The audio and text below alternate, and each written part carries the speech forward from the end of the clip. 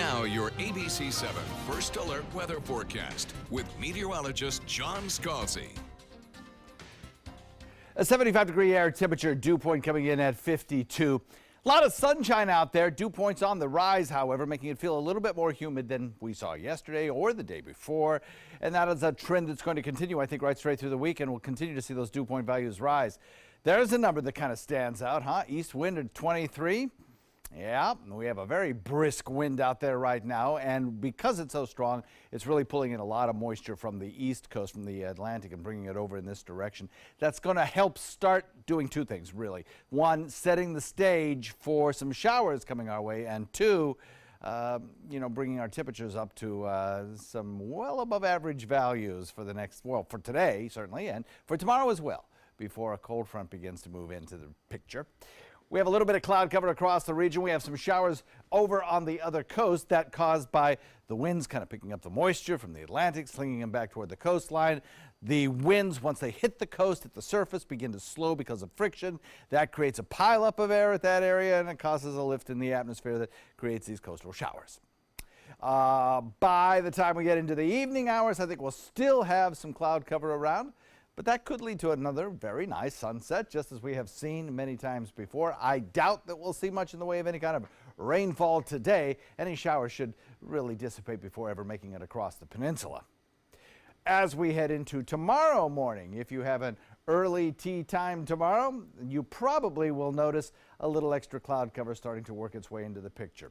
That'll start overnight tonight, and by tomorrow morning, I think it'll be around. By tomorrow afternoon, I think we can't rule out entirely a few scattered showers developing down to the south and beginning to lift north, so that we might get an isolated shower tomorrow late in the day. Now, Sunday's a different story. Sunday, we got a couple of things going on. We have an area of general low pressure circulating out in the Gulf waters, and we have a frontal boundary approaching at the same time. The thing is, those two things are going to merge. Not much in the way of any rainfall chance around us today. Again, pretty quiet conditions. That's false echo. Don't worry about it. Otherwise, big ridge of high pressure sits over the deep south, providing most areas with pleasant weather today. But as we head into the next 24, this area of low pressure down here in the Gulf and this frontal boundary approaching from the west will team up to produce some fairly heavy rainfall around the North Gulf coast.